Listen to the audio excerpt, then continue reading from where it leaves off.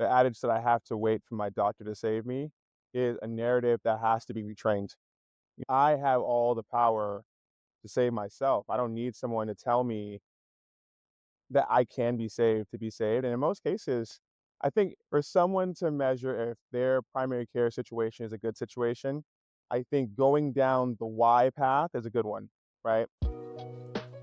Welcome to Healthcare Liberty Labs with Tiffany Ryder, where we teach you what they don't want you to know about healthcare. Welcome to Phoenix. No, you're outside. Oh my gosh. Yeah, Yeah. that's awesome. All right. Well, let's do this thing, man. Let's do it. So, I had to have you on. I had to have you on. You're one of my favorite people in the healthcare industry.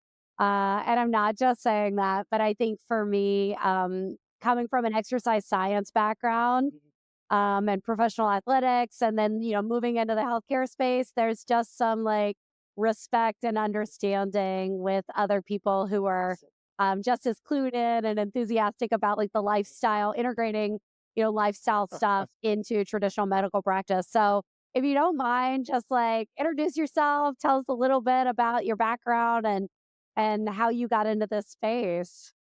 Yeah. Well, my name is Durrell Finch. I am I guess, former and current, um, call me an executive trainer. I trained for 10 years, trained athletes. I've trained your rich Scottsdale millionaire who just doesn't want to leave their house but has a lavish gym. I've trained sports teams. I've trained your average Joe who just wants to know, how to get better glutes.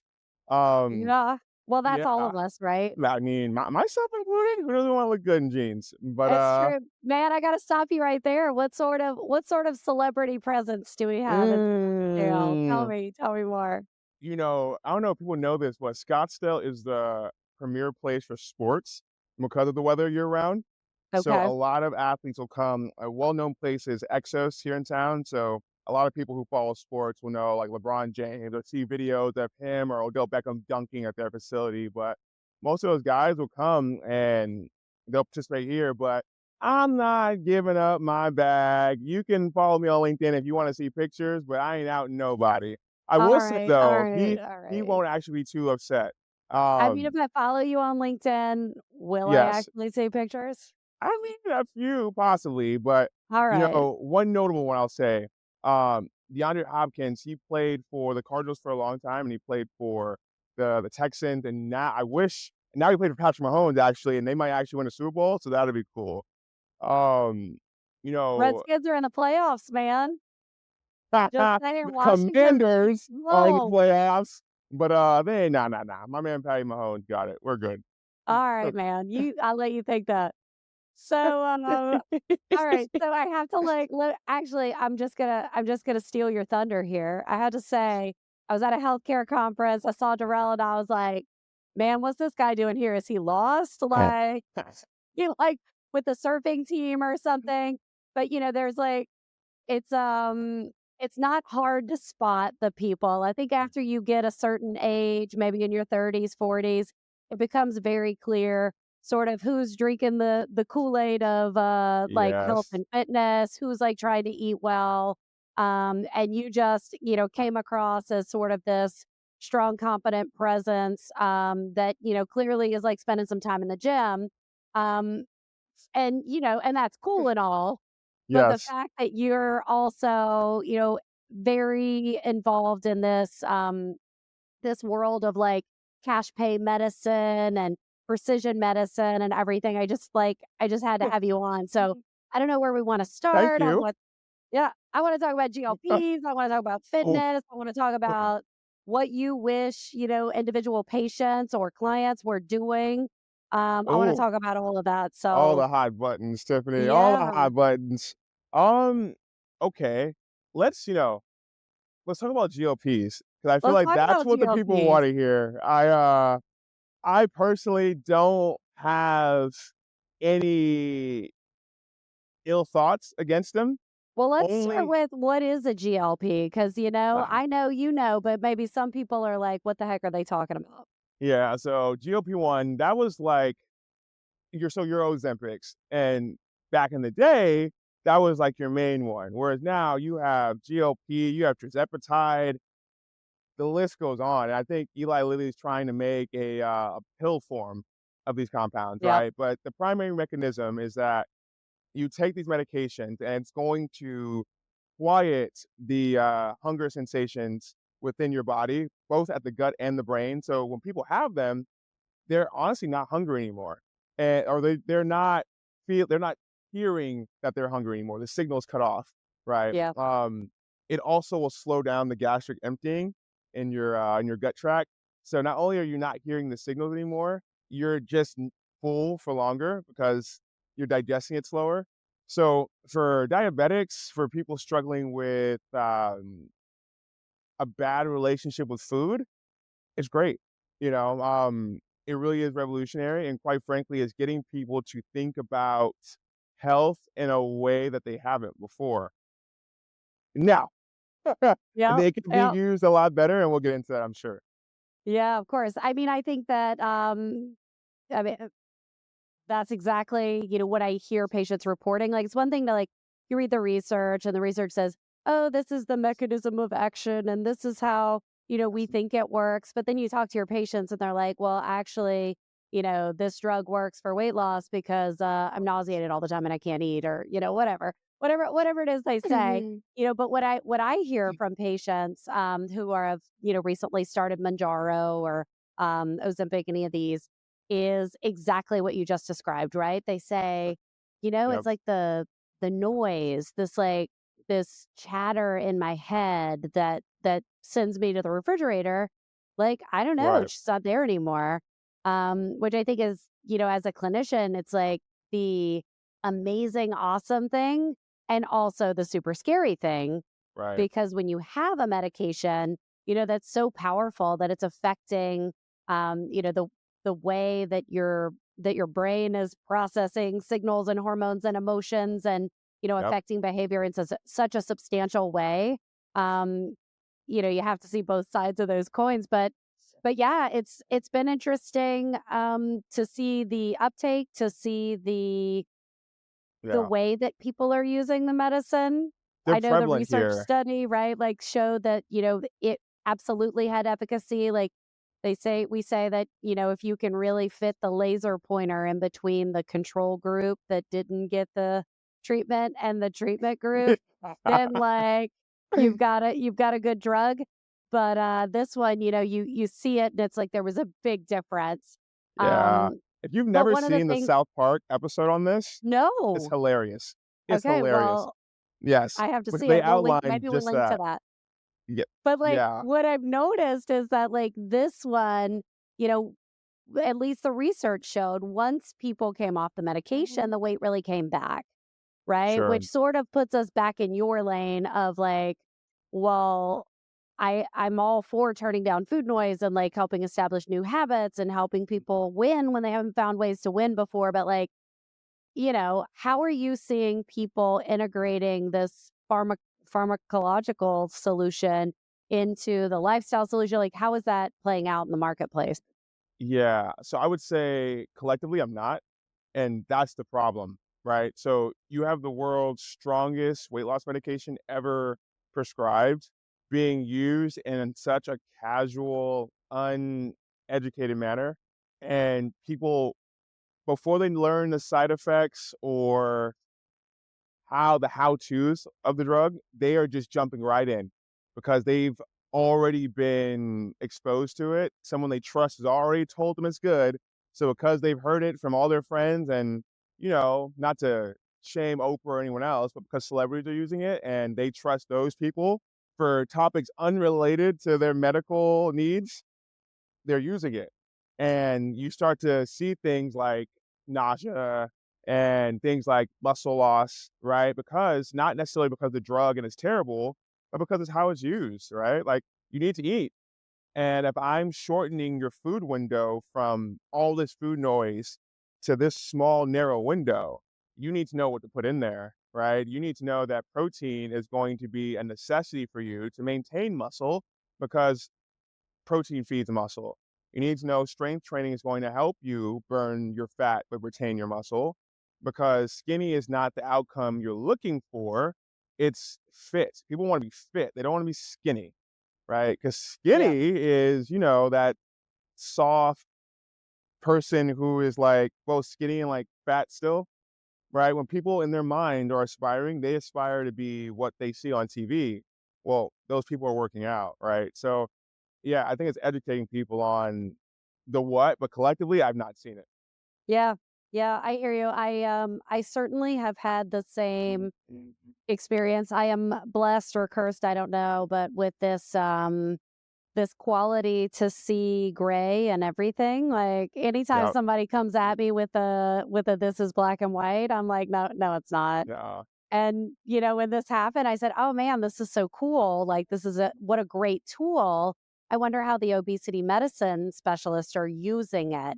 So I started talking to other clinicians, doctors, NPs, PAs, and I'm like, hey, this is awesome. Like, how are you using these big wins you're getting from turning down that hunger noise to like sort of like encourage your patients to do all the things that we know, regardless of whether I don't know, a nutrient dense diet has right. anything to do with being skinny. Like, we know that like eating garbage is, bad for you. Eating Pop Tarts all day or whatever, sorry, Pop Tarts, Uh, is they're bad for banned in you. other And, countries, by the way. right? Like, but like, how's that uh, going? And they're all like, no, man, that's not what we're doing. We're printing money. Like, we're printing money over here. can we talk about that for a second? Right? Like, they are printing money They're because printing money. I mean, people are sprinting to these drugs like, yo, Kim is skinny now and she been fat forever. Yo, let me get some, and yes. that is such the wrong perspective. Like I it's mean, I don't know. It's uh fine print money. That's cool. But figure out how you can like really maximize, helping actual humans that are sort of the reason that you got into this field, right? Like no, you're creating Tiffany, incredible no. value, but So okay, some perspective. In Scottsdale, and I'm gonna say this on camera, Arizona is the fittest place in this country. The okay. fittest. But per capita, there are more fit people here than anywhere else. I will bet money, right? And Scottsdale is the apex. And Ozempic, Monjaro, these things are used. We're having mom gatherings, and we're just using them, right? Sort And of like Botox in the 90s. or like your You had these Tupperware had these parties. parties. Like, yeah, instead of Tupperware though, we're bringing Ozempic. But here's the thing though, Interesting. my opinions should not influence whether I get a medication or not as the patient. The moment you allow me to insert influence on the decision making process as a patient, you become a drug dealer as a provider. You're just dealing me drugs. Yeah. Yeah. And now you have everyone saying, yo, I want these drugs, give them to me or else. And doctors are like, here Here you you go. go. In what Yeah. way is that any different than the people we lock up? So I don't know. That's my personal opinion. No, I hear you. I hear you. I'm involved in pharmaceutical research, as I'm pretty sure you know. Um, and people, when they find that out, they normally look at me sort of sideways, like the head Yeah. starts cocking over because I'm such a skeptic of Right. everything. And I said, I always tell people like, dude, who do you want doing research? Is it the person Right. who believes that drugs do zero harm, right? Or is it the person who says, look, there are potential benefits and certainly potential risks. And there are Um, like, I tell all of my people that come into the clinic, look, the biggest risk is what we don't even know that we don't know. Like I right. can give you a list of stuff that you should think about before you're doing this, but also, right, like what we've learned in history over and over again is that, the big deal stuff is the talcum powder that's been linked to ovarian cancer 70 years after we've been putting it on babies' bottoms, right? Don't Like forget that red dye. Oh, I'm that just red dye. saying, Ooh. right? Vioxx, like, come on. Yeah. And I think as a population, it's really easy to forget that. And as a medical community, it's really easy to just get tired, to be tired of fighting the good fight and trying to Yeah. talk your patients out of stuff. And this is the world we live in. And I think it's the dark side. I think this is like a perfect segue to Uh-oh. this other topic that I really want to find out how you feel about. But it is the dark side of cash pay medicine, right? So I spend my whole life talking to patients about, if you want good care, you have to be the customer. When your insurance company is the customer, when your mom is the customer, when some corporation is the customer, you aren't going to be at the center of decision making. Right. Um, so like that is the argument that I think is very strong for direct care, this cash pay practice industry. But there are lots of people who disagree with me, and they say, "Are you kidding? Concierge medicine, direct pay medicine is nothing more than somebody with money showing up to the clinic and saying, 'I want X,' and the doctor just giving it to them." What's That's your really the take on that? criticism? Wow. Okay. So I guess some follow up on my background. I now work in benefits. The company I work for is Nice. They are a virtual and in-person DPC. DPC is going to be a model similar to your concierge medicine that you just mentioned.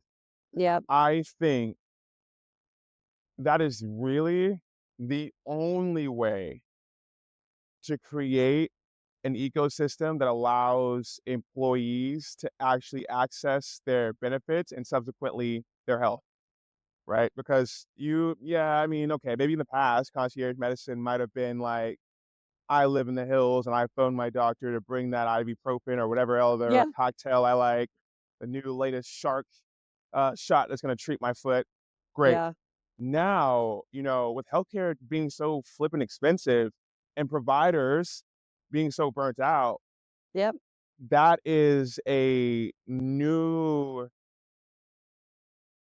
I'm going to say, ecosystem market service that's being offered to get away from the middleman. Insurance, PBM, those are middle people. And doctors historically have been criticized for the wrongdoing of how the system's organized because, I go to my primary care, I only have 15 minutes and I blame the doctor. The doctor doesn't want to see me. He doesn't even want to listen to me. I Yeah. go in there, he only asked me 2 questions, not knowing that the doctor is beholden to the hospital administrator, and they're grading the doctor not on outcomes, not on how well they did with that patient and how that patient recovered, but on how many patients they see. And if I'm a doctor and this is how I get graded, and I went to medical school to be a good doctor, then I'm going to go and be a good doctor, right? So I think DPC allows the doctors to do what they actually went to school to do, which is provide care to patients in a manner that is consultative, not salesy.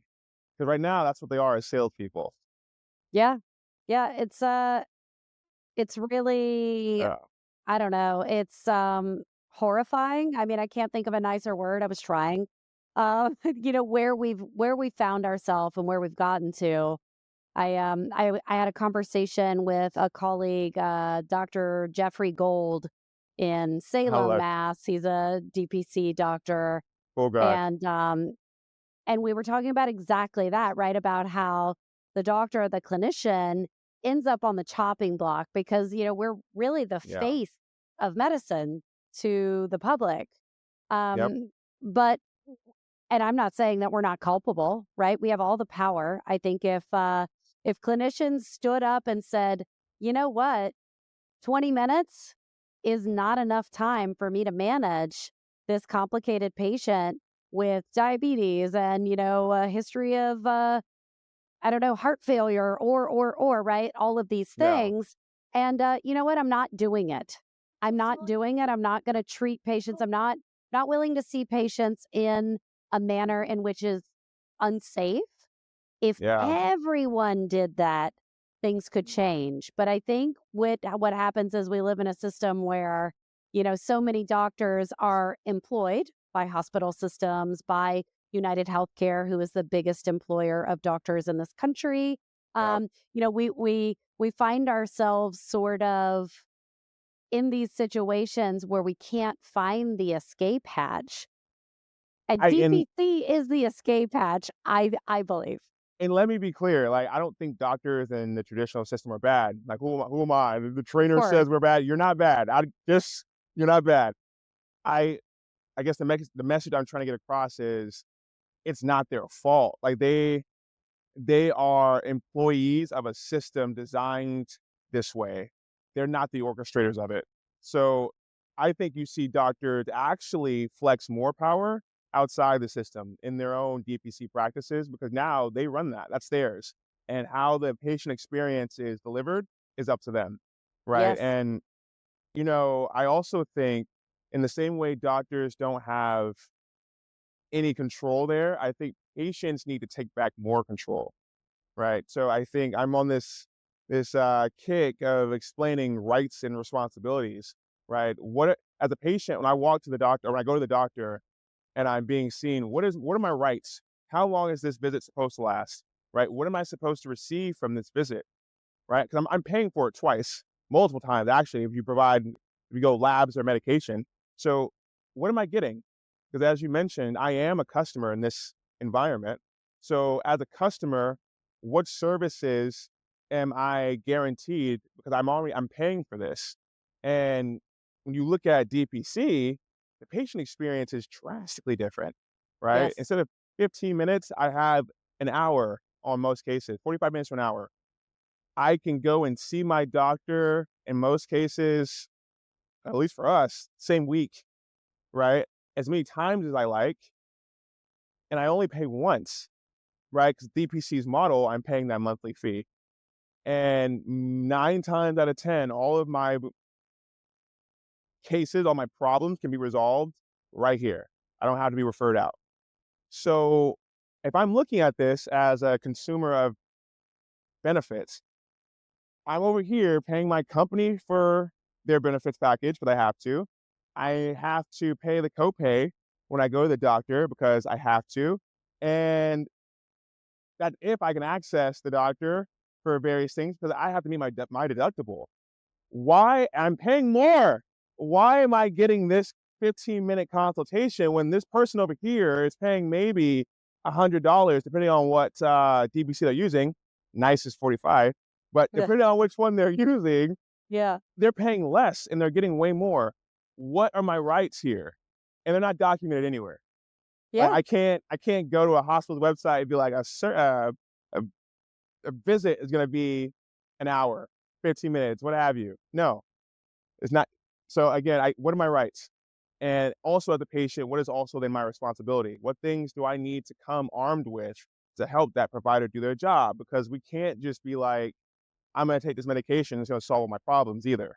Right? That's not where it's at. I need to at least be somewhat invested in the outcome of my health. I need to be at least somewhat knowledgeable about the inner workings of me and be proactively seeking that information, not just getting it when something goes wrong or if I have a heart attack.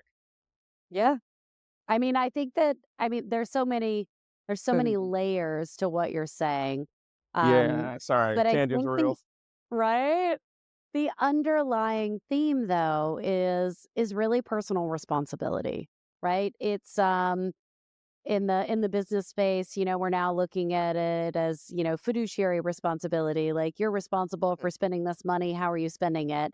Yep. But you can look at it from just the patient perspective. Like it's my job. It's my job to do the best I can to take care of myself. It's my job to um, properly inform my clinician, like to just not lie. I mean, at its most basic point, Yeah. like here are, the foods that I'm eating that I know I shouldn't be eating, but I'm doing it. Here are, the sexual practices, drug practices, like all of these factors are things that, patients tend to hide from their clinicians. They have shame about and, aren't Yeah. necessarily always honest. But the other side of that is also, you know, having a relationship with a clinician, with a doctor who is willing to say, hey, man, it's cool. I know you just told me that your cholesterol's, out of control and that, you're eating Chick-fil-A every single night, but Sunday. Like, fine, right? Like, because knowing what the reality is where you go. Yep. But what I always tell my patients is, dude, I expect this from you. Like, your job is to show up and be honest and do the best that you can and work with me. But also, the clinician's job is to treat that patient with respect, right? Is to say, I hear that you are where Yep. you are. This is what I think is best, and here's why. Um, and have those open and honest conversations. And for the patient, if you're not in a position where you can get care, you can get access to an appointment when you need it. If that care is just like an administrative nightmare that you don't have access to. If you're going through a traditional insurance plan and you've got a $10,000 deductible and you know that that's going to keep you from accessing care, then like it's your job as a human to find a better way. And I think DPC Well, is a good fit where you say, I know what I'm doing isn't working. I'm going to encourage my employer to participate in, an alternative solution. I'm going to sign up for this yeah. DPC subscription and spend all that money I was spending on Chick-fil-A on a $70, subscription to a DPC doc. Like, I don't know what that is, and I'm not trying to shame patients, but I do think that we I'm gonna have push back. Yeah. responsibility, and that responsibility gives you power. Okay. I'm gonna push back on that a little bit, Tiff. And you know Go what? ahead. This Go is the ahead. I nature like of our pushback. relationship in general. I So, like but it. as the patient, if I have a high deductible plan and I'm looking at my benefits offerings that the company has presented to me, and the one that makes the most sense typically is a high deductible because the premium's the lowest. I'm choosing that plan not because of the care it's administering. I'm choosing that plan because of the financial ramifications of it. So if I'm already choosing a health plan that is the cheapest for me, how am I then going to find more resources to then go pay more outside of what my company's offering? And why should I? I'm paying my company to do this. The whole point of pooling resources for health insurance is to be able to use that collective power to then have some influence in the price of care, right? So I would push back and say it's actually the HR person's responsibility. If I see that I had on the claims data that I have this many diabetics, I've had multiple heart attacks, and I look at the utilization report and 10% of my company has actually utilized the benefits that everyone is paying into, then I need to start asking some hard questions. Is this working? Is my broker working? Which typically is uncomfortable for HR people because they fall in love with the broker. Dan is nice. He golfs with me all the time, but no one's getting healthier. No one can access their benefits and their premiums go up year over year. But I love Dan. I Yeah, love Dan though. that's He's how great. it is. So So I yeah, don't no. disagree with you, right? I don't disagree with that principle, Yes. but I do come to a There is? different conclusion, right? And the Let's conclusion hear for it. me is, at the end of the day, I work for Amazon or, whatever big corporation. I'm not trying to pick on Amazon. Um, and I just may not have any control over that, right? Like, I don't have any control at the end of the day over what benefits they have. I can make my voice heard, but at the end Mhm. of the day, if I can't afford to go to the doctor because I'm paying, I don't know, $300, $500 in insurance premiums, and that means that I can't afford $100 subscription to DPC, who's going to suffer? Like, who's going to end up on diabetes medication? Who's really going to suffer? And I would make the Oh, argument that at the end of the okay. day, you can do what you can within the system that we have. But at the end of the day, when I die an early death from not taking care of myself, from not seeing people, it's my freaking family that suffers. It's me that pays the ultimate price And when I'm faced with that, which is kind of how I ended up and stumbled into DPC. I didn't even know it was called DPC, right? But like I stumbled there because I was paying my insurance premiums and I couldn't afford the deductibles. And I said, Yep, well, I need a doctor, like, because what if I get a bladder infection or something? And like, I don't want to end right. up in the emergency room. How do I manage that? And ended up, paying this DPC subscription that now I love and advocate for. But I don't know. I think that's a counter No, argument. okay, then I'm gonna counter your counter. All right, all Well, right. okay, but before I counter your counter, I will level with you. There is responsibility on the patient.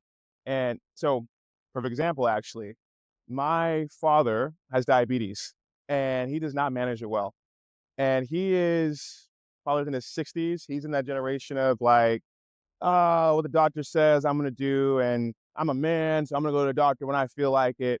Yep. And he is not being accountable for the recommendations of his medical team. Was just in the hospital, got out. He was in the hospital for like a week. They told him his A1C 10, A1C is a measure. It's a a 3-month average of your yeah, blood glucose. yeah. What the marker for diabetes or not is 6. So if you have an A1C of 6 or higher, you have type 2 diabetes.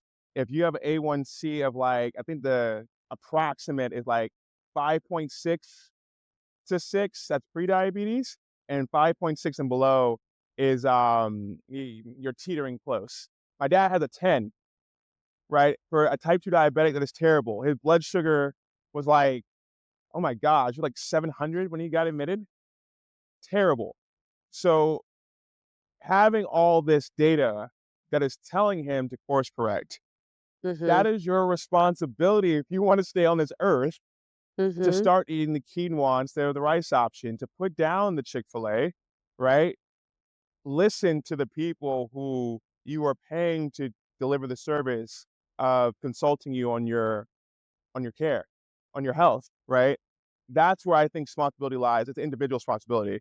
But now to push back on you, my dad not taking care of his health, if there is a large population of people like him within the organization, the employer has to pay for that. I And they're mean, I seeing their agree. If they're paying into it and this is the system that organization is pretending to participate in, sure, then the organization absolutely has a responsibility to do that in the best way possible. Or especially if they're self-funded, like they are responsible for their claims, right? And these weight loss drugs ain't cheap, right? yeah. $1,300 a month for life. You want to invest that for 800 people who aren't going to the doctor, who would much rather have this drug because they're not being educated on how to use it, and they think that that's going to solve all their problems, even though, use case is like 4 months, they do it then stop because they don't know anything about the drug. You're going to let people spend that much money to gamble when you could just offer them, among other things, a better benefit environment to allow them to have more conversation with their doctor, to allow them to have more access to knowledge. You know, that just seems like a better use of your dollars if you're already planning on spending 1,200 times however many diabetics, weight loss people you have in your organization. Or even for an individual, right? Like even for an individual who's considering, funding this for themselves, I think it's the same. I think it is the same math, right? If I'm going to pay an extraordinary amount of money for a medication, what are the ancillary things that I would need to be doing to make sure that that's worth it and that I'm getting the benefit from it? This episode brought to you by Crowd Health. Crowd Health helps you find awesome doctors, negotiate your bills, and fund those bills through our peer-to-peer funding platform for less. Welcome to an easier way to pay for healthcare. Your story about your dad like really hits home for me, and I'm grateful that you shared it. It's Yeah, something that it's one of the reasons that I no longer practice in the emergency department is because that particular situation where someone would come in with something like diabetic ketoacidosis, so DKA, like my blood sugar is too high and my body chemistry is changing in a way that's dangerous. Yeah. Um, and and those hospitalizations cost tens of thousands of dollars, perhaps hundreds of thousands of dollars, to really get that patient stable.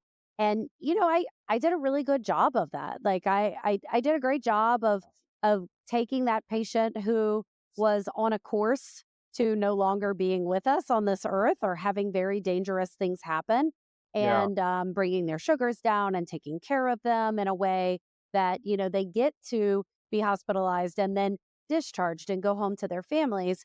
But what I very quickly realized, yeah, good for me, except here's the bad part. What I very quickly realized was who cares? Who cares about the fact that I did that thing? Because I saved that person for that moment. And then what? And then they go home and there's still a 3-month wait for them to get a primary care physician. They still aren't able to get into the appointments when they need them. They still have to take an entire day off work in order to go to the doctor because they have to wait in the waiting room for 3 hours and they know the appointment's going to take 2 hours and they get 10 minutes with the doctor. So they Right. can only schedule for one complaint. They can only schedule for their diabetes management, and they have to schedule a separate appointment for their cholesterol, like Yeah. all of these things that patients are having trouble with. And then what? Then I go to the pharmacy. Oh, they're out of my drug. Oh, this is on back order. It's the entire thing is chaos, and there isn't coverage for lifestyle type counseling, or whatever this is. And Yep. and I looked up from right to left, and it's like you see the same patients, literally the same patients, and also the same type of patients over and over again. And you do that enough times Right. and you say, what the heck are we doing here? What sort of system have we designed that this is where we are? So from that Yep. perspective, what does it look like, independent of what a benefit structure is, like from a patient perspective? Like, what are the Mm. boxes that I need to be checking if I'm looking at this and I'm saying, my doctor's told me I'm pre-diabetic, or I haven't been to the doctor in 10 years because I don't have health insurance, but I know I'm 50 pounds overweight. Like, how are they Yep. supposed to even start sorting this out? Like, what have you seen? I know that you're not, practicing medicine here on this podcast, right? Like, Nope. but like what are the types of support systems that you see from a wellness perspective that are making patients successful, allowing them to win in this area? So, oof. So let me be clear. The demographic I train is going to be an affluent demographic, right? Even where I'm standing, I'm at a gym. This gym, I'm at the rooftop pool next to the rooftop bar of my gym, where the membership is $300 a person. That type of human who can afford that is going to think differently about their health if they're investing that into their health, right? So the conversation track is a little different. They are looking for knowledge and are ready to do something with it.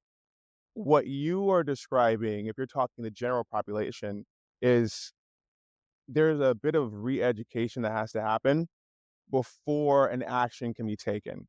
And because, right now, people only go to the doctor when something's wrong. They're not thinking from a preventative lens, right? They're not So what do thinking you like, wish people were doing? If you could tell someone okay, who's in middle America somewhere and they're like, you know what? I'm ready to do something different. I don't want to die like my mom and my grandma did at 52 of a heart attack, or whatever it is. okay. I'm ready to do something. Like, what would you recommend? What do they go to the doctor? What should they expect? What should they ask for? Yeah, financial, asking what they're willing to invest, like what's your budget, right? And depending on what their benefits package look like, because now, working in benefits, I know to ask that question. The trainer, I wouldn't have asked that question, but That's interesting. Okay. I'm uninsured. But I uninsured. but I'm willing to, invest a little bit of money and time into Okay, my health. Where do I great. start? Find a DPC in your area. You You connect to a DPC, and then once you do that, you get labs done. I need to look under the hood, and your blood's gonna have everything you need, right? I want to have a metabolic panel done in this lab. If I can also get an idea of my food allergies with this lab, that'd be great.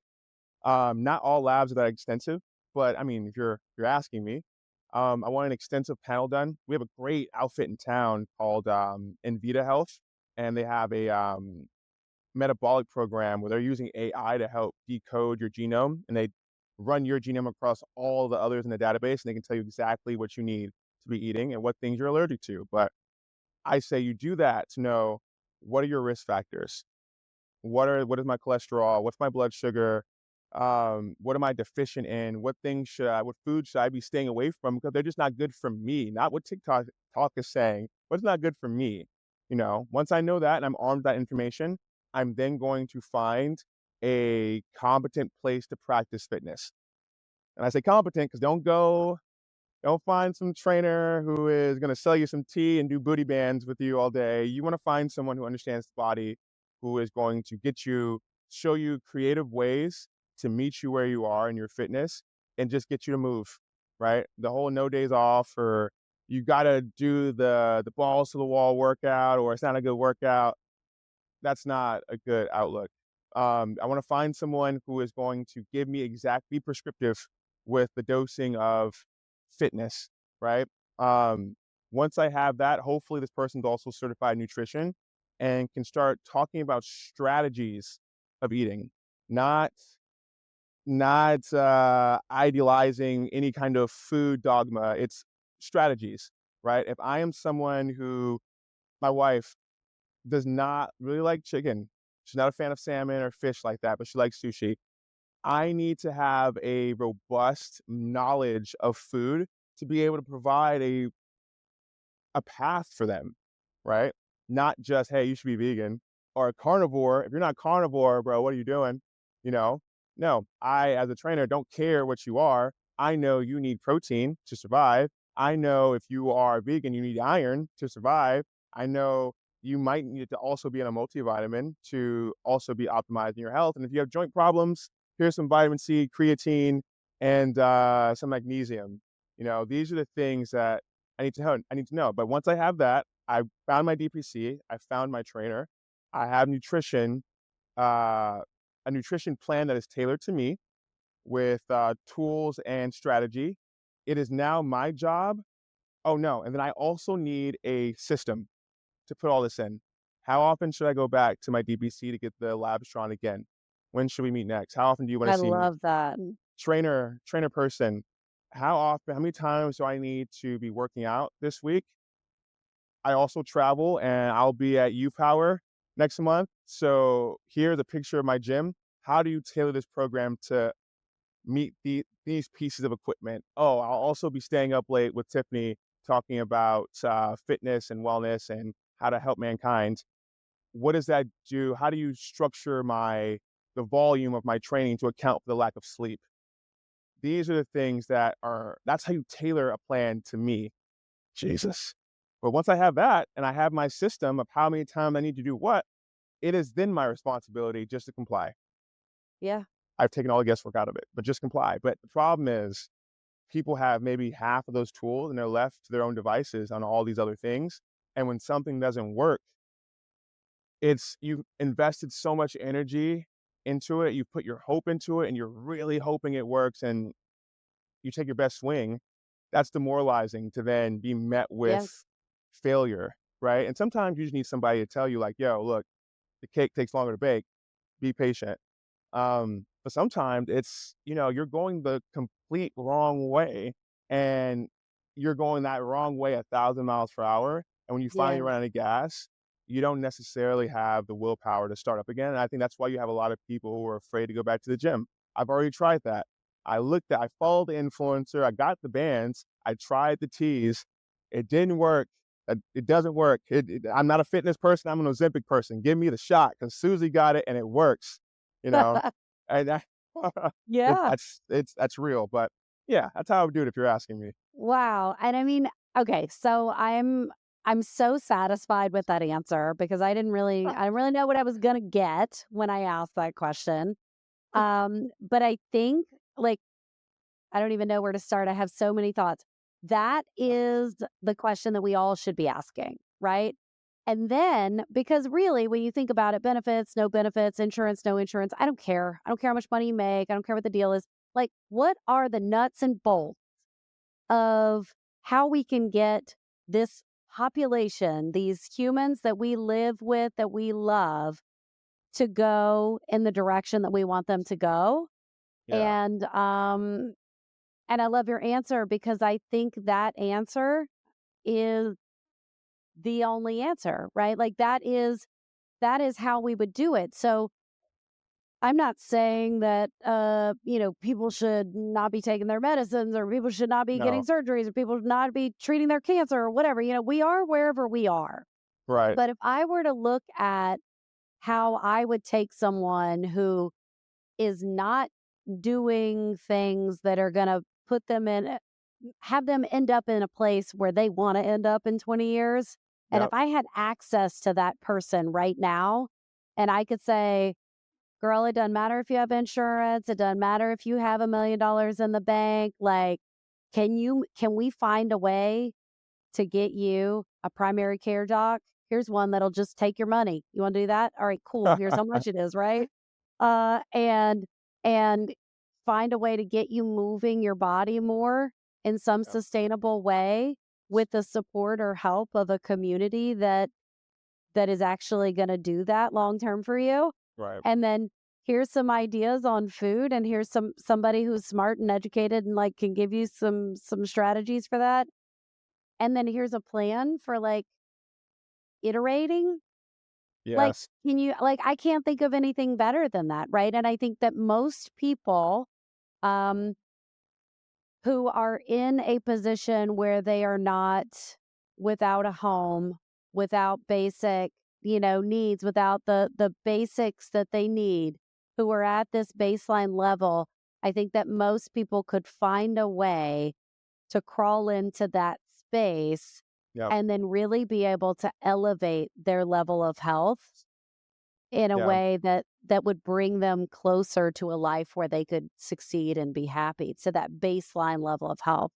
And I think that's Yeah. really actually encouraging. I think so.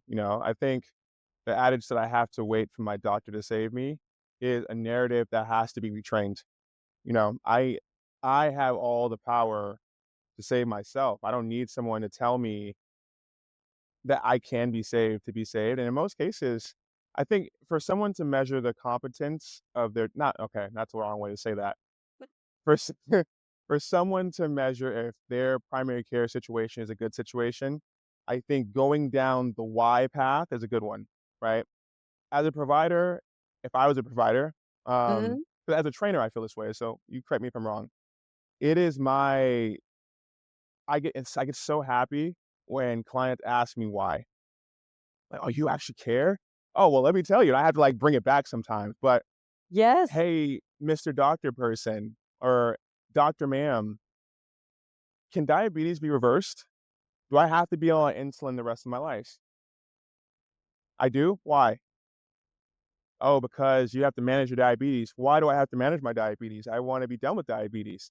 "Well, you can't be done with diabetes because it's a disease." "Well, I thought type 1 diabetes was something I couldn't be done with. Isn't type 2 reversible?" "No, it's not." "Why?" And so on and so forth, and I think and honestly, maybe some re-education needs to be given to doctors as well, and again, doctors, don't come for me, I come in peace. But in my previous role, I just worked with so many doctors who are talking about things in a different way. Dr. Chris Palmer, in his book Brain Energy, where he talks about how diabetes there's a type 3 diabetes, which is Alzheimer's, right? And that comes from blood sugar. You look at Robert Lustig and what he's doing with Yeah. root cause medicine and looking at insulin resistance as a form of metabolic dysfunction and how your mitochondria really play the biggest role in all this and understanding that, that's not taught. And if I'm stuck in the rabbit race of having to see 100 patients a day, I don't even have time to educate myself because you're robbing me of the joy that I had in the first place when I came. right? Correct. So I think asking these questions as a patient to then get paired with someone who is aligned with your desired outcome. If you want to be Yeah. on statins and insulin the rest of your life, then maybe your provider is right for you. But if you want to try to get rid of this and actually be the old person that I see in Scottsdale, skipping and joyous, I then that's going to require a little more um, grabbing of the reins and a little more responsibility of asking the right questions and being aligned with the person who's like, no, you can reverse diabetes. Here's how, and here's a Yes. timeline that we can try to anticipate. And I think there are two things there that you brought up. But one is having an aligned vision for what's possible and where we're going. Yep. And I think that, that's something that you can only find out by asking those questions when you Yeah. start asking why and your doctor treats you like garbage and is condescending to you. Run, Like you run. needed to ask that question Yep. because you needed to know what they believe is possible for you or what they, where they stand. And, there are patients who have said, look, I really don't like pharmaceuticals. I really don't want to take this medication. Like, do I really have to take this? And I have sat them down and said, look, I don't like pharmaceuticals either, but this Right. is really important for your health. And let me explain to you why I believe that's true. So I'm not saying you always get to hear the answer you want, No. but but my response isn't, what is wrong with you? Are you some sort of anti-pharma person? Are Like, you you know questioning what? me? I'm your doctor. Like, Yeah, like it's what's not even wrong with that you? deep. I'm smarter than you. I studied these boring things in these boring books. Like, I think you learn a lot from having those conversations. And then I think another thing that patients don't always realize, and I don't know why clinicians don't talk about it, maybe we're just scared, but we are in our own form of indentured servitude. We Whew, I'm so we happy you are. brought it up. We're all like, sitting under, Yeah. not maybe not all, but a lot of us are sitting under mountains of student loan debt. We are accountable to licensing agencies and government. When the government says you must say that opioids are not addictive, then you have a bunch of people saying things like opioids aren't addictive. And maybe some of them believe that. Maybe some of them didn't believe that at some point in this conversation, but that's what they were Uh, told to say, right? And I can say, I mean, we now all know that that's garbage because it has been, debunked, and we understand that. yep. But medicine is always in this place, right? Like they say, 50% of what you learn when you're studying medicine is debunked by the time you're practicing. But like you don't know which 50%. And so when I Right. have a patient who comes to me and says, well, I mean, let's get real. Like, tell me the real deal. Do I Yes. really need this? Like, Smart it patient. gives me space to then say, you know, there are people who believe that X, Y, and Z. Now, the CDC says A, B, and C, but there is this other argument. Right. You should inform yourself about it. You should do that. And, here are some ways that you can do that. And then, your clinician has the space to have a more open and honest conversation about Yeah. the nuance of medicine. And I think that you open that door as a patient just by asking why. Here's the thing. I didn't want to say it, but since you brought it up, I mean, I did. ah, it might be controversial, but some provider somewhere might be like, he's fucking right. Um, I think, administrators, your carriers, pharma, I mean, you have MDs leading which medications have what side effects and have what outcomes, but whether they should be used or not, whether they're addictive or not, these aren't medical professionals leading that. They're not saying that. They know better, right? And I think what's developed is you have a sales establishment, an industrial complex standing behind doctors and whispering in their ear what they want to be communicated to the patient and leveraging the doctor's authority to get their message across. Yes. And sometimes it's not even that subtle. And I'm just going to go ahead and call out some of the medical associations. But, just look at, I don't know, pick a medical association and then do just a little bit of research, like Google search here. Who pays the budget of the American Diabetes Association? Like, who contributes? Yeah. Who like donates to their causes? Yeah, And I think you'll be surprised what you find. Who's absolutely. who's paying for the American Academy of Pediatrics, the American Heart Association, right? And then you say, okay, all right, fine, maybe Coca-Cola donated a little money to something. Okay, whatever. I don't know. Look it up, see who those names are, whatever.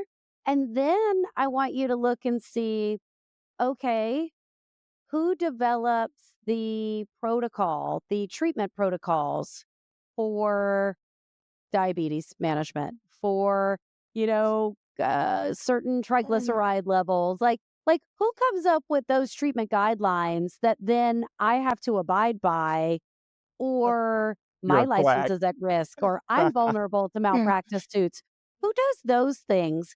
And when you start sort of going down that rabbit hole, if you happen to be a practicer of healthy skepticism, once you go down those rabbit holes, maybe it doesn't prove anything, but it does start to open your eyes to who might be conflicted, what sort of incentives are out there, who maybe is saying things that are in line with uh, their organization prospering, or, like, Yeah. I'm not saying that there's nefarious intent, but I'm saying that there are conflicts that people just aren't aware of, and that if you just dig a little, you can start to see that it gets a little muddy.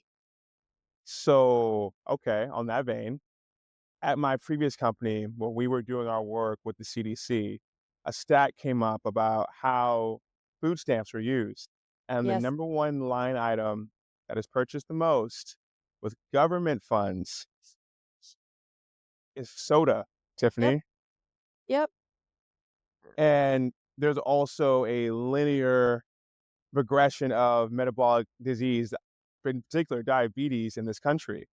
So when you say like there might not be any special interest, why would the government finance soda for underprivileged people that and also a population that traditionally is more unhealthy, has less access, Less and typically access. and less education around this issue? Why would you allow them to purchase this? Just don't make you don't have to say soda's bad, just don't allow it, right? But, Ozempic is booming and, insulin is expensive and, the medical industrial complex is booming and they're happy. And, you know, Coca-Cola isn't too upset either. Yeah. And we want to talk about, people always try to make this political, or they try to make it like a class No. war or education, about education. And I can say, look, you and I are both very well educated. We're smart individuals, but I don't think it takes a rocket scientist or a physician, with a PhD to understand that a sick child is like the best thing for the, healthcare industry, right? Yeah. You have a kid with juvenile diabetes, Yeah. or with type 2 diabetes developing like in adolescence, like this kid, That's a the food customer. industry is happy, Woo! pharma's happy, hospital systems are happy, Blue Cross Blue Shield is happy, whatever. Like sorry Blue Cross, I'm not trying to pick on you, but like the insurance companies are all making money, like, you know, we all want people to be healthy. We all have these human desires, but then somehow we allow the system to be set up in a way where corporate interests support the opposite of what we want. Right. And I don't think that should be political at all. I don't think that should be I'm yeah. No, I don't something I that don't we're think not so talking either. about. I think health is bipartisan. That's one of the only things that is bipartisan in this country. Yeah. But we also do still live in a capitalistic country where people have the right to do everything underneath the veil of law to make money. And advertising things, having soda on food stamp programs, the government allows that. They're not breaking any rules, and They're I am not very much breaking a any rules, capitalist. They're right? not breaking any rules, you know? But now we're moving outside of the capitalistic sphere, right? When the government is spending my tax dollars on things that are Uh, making people sick. Just Fiduciary saying. responsibility, again, goes back to the rights and responsibilities. Same Yep. thing. As a person paying taxes and also paying for healthcare, isn't it my right to make sure that or the people spending my money are spending it correctly? That should be a right, right? Yeah. But, It's I want certainly something we should be learning about and uh, talking about, right? And I don't know what all the answers are. I mean, I'm pretty sure that my version of utopia doesn't include subsidizing soda, and I say that as someone who probably couldn't afford soda, or like really like as a poor person, like growing up in a poor community. same. Um, but I still don't think that probably wasn't the best thing for me, the types of foods that my family could afford, from the discount Wonder Bread Yeah. store of things that had expired, right? Like that Cheap probably wasn't calories best for me. So like why? Why is because that the system? lobbying dollars go further than ethics until people say something. Yeah. And, you know, I think frankly I think there might be a shift in the way people perceive their health and people might take more ownership of it. But what I would like to see is people come together and just be a little more curious and be willing to ask why. Because a term DPC is not going to appear in my brain if I know nothing about healthcare. Most people can't even read their benefits packet they get from their organization that is explained poorly, but still explained, right? So you can't Yeah. really fault them for not understanding benefits. People in benefits don't understand benefits. It's meant to be Yeah. confusing. They want to make money. Um, yeah, I would like to see people just say, "Fuck it, I'm gonna try my own, and I'm going to go out there and try to fix this on my own." But take ownership of it. Don't wait to be saved. I think that's a great place to close. It's really what we need, right? It's curiosity. It's approaching things with curiosity and with a sense of responsibility. Not because responsibility is the beginning of shame, but because responsibility is the beginning of freedom, right? It's the Yes, beginning of finding a way out and not being a victim to whoever wants to make money off of your suffering. and I think that honestly, if you can just like leave, that is so important. Responsibility doesn't mean like you're being criticized. Responsibility is just No. your opportunity, right? These are the ways that you can actually play a part in this, and depending on your desire and your will, you can actually move this along quicker because you have ownership of it, Yeah. right? I mean, should we run for office? I feel like we should run for office. I don't know, man. I think they Elon has that. He has that down pat. We might get fired first day. Come on. Come on. I'm That guy has a you know, what it'll be membership for great. paying for his gym? Nah, nah. Thank you Mm. so much for coming on and being willing to just have an honest conversation. I actually learned more about you in this conversation than I knew already. We are deeply aligned Yeah. and I look forward to talking with you again. Thank you for having me. Of Appreciate you. course. Oh, where can we find you other than LinkedIn? Ooh. So I am not a fan of social media. So LinkedIn, I live in Arizona and my goal is to establish a healthy program here. They have a program called Healthy Worksite Program, and the Okay. goal is to work with the Department of Health to help lead that charge to teach organizations what things they can do, both in benefit design and at the personnel level, like what walking clubs or what have you can we start, but starting at the benefit level. So yeah, you can come to Arizona and find me Okay. here, but Are you going to tell shoot. them that soda's bad for kids? That and school lunches, baby. All right. All right. So okay, and then you said you're working with Nice Healthcare now.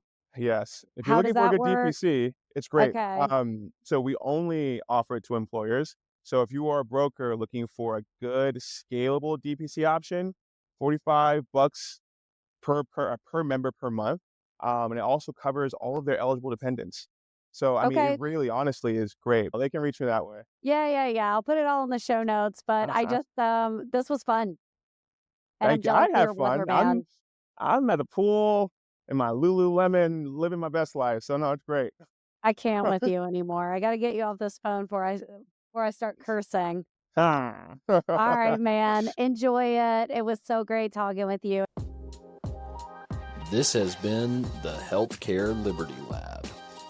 Thank you to our listeners and our sponsor, Crowd Health, for making this possible. Be sure to subscribe wherever you listen to your podcast, be it Substack, YouTube, Spotify, Apple, or somewhere else. We're glad to have you with us on this mission to rethink healthcare together.